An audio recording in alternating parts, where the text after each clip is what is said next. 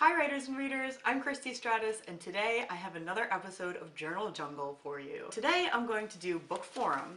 This is a really cool one. It's good for both writers and readers, but in this case it does revolve mostly around book reviews, so it's especially good for readers. I first noticed it when I saw it at Barnes & Noble sticking up way above all the other magazines. It's it's very tall.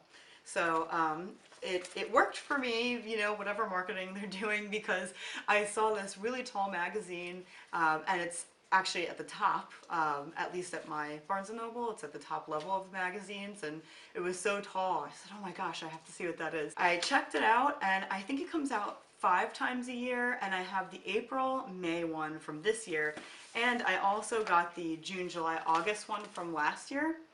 So what's great about this is that it has all kinds of different book reviews, but they're really in-depth. They review a lot of intellectual and nonfiction types of writing, some really unusual subjects. Usually they can be more trendy, but not necessarily bestseller trendy, more on the edge trendy, like ahead of its time a lot of the time, or something very unusual but still will, you know, catch your eye. And just to give you an example, these are not, you know, short little reviews or anything. These are, I mean, this is an entire, one book is like a whole big huge page, and sometimes they'll do 2 books in one review and it'll be like the whole spread, which is, as you can see, quite a lot of room. So it's really in depth, and a lot of times they will talk about other books that they compare it to. They'll talk about the author. It goes really in depth, comparing it to other nonfiction and literature in general, and referring to a lot of current events and things like that. And the one I want to show you actually is from last year. The book is called To Rise Again at a Decent Hour by Joshua Ferris. The little mini description up here is a dentist grapples with online harassment and his soul. So it's a novel, but so you can see, for example, they don't do all nonfiction or anything, but there is a lot of nonfiction in here. There's a very good variety of everything, so don't get the impression it's all nonfiction. But as you can see, what is one of the really big things, big discussion points today? Online harassment. Well, this is interesting because it's a dentist, it's not a student. So that's a little bit different, but it's still a trend, and it's sort of on the edge of that trend, something unusual. So that's what you're going to find in Bookforum a lot of the time. In the nonfiction spectrum, they cover a lot of different subjects, like, for example, they'll have war, and they'll have philosophy, and they might have something like feminism, and in each edition they cover something similar. Like they'll have a food section and maybe a war section, or a military section or something like that.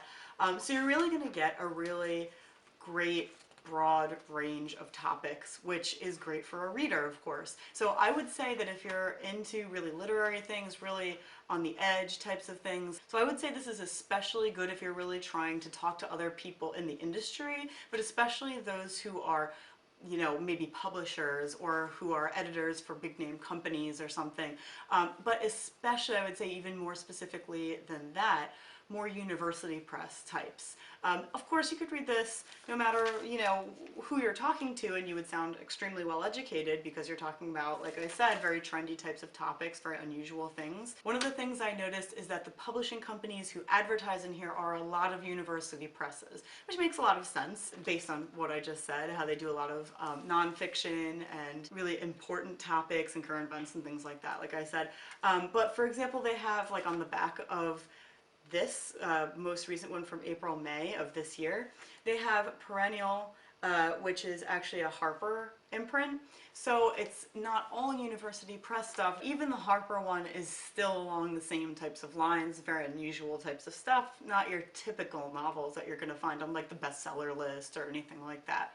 So I would say it's definitely worth a read, but especially for readers. For writers, if you're looking to sort of see what's out there that is not necessarily hugely popular, but on the brink, on the, you know, real trendy section of publishing, that's being put out by, like I said, university presses or imprints of big publishing companies. If you imagine a really great literary party of some type where everybody is sort of informed about the latest trends in literature, this would be something great to read before you went. I just really enjoy it because it gives you such a good variety, and this is the type of stuff that is harder to even come across in Barnes & Noble, for example, if you were going through there.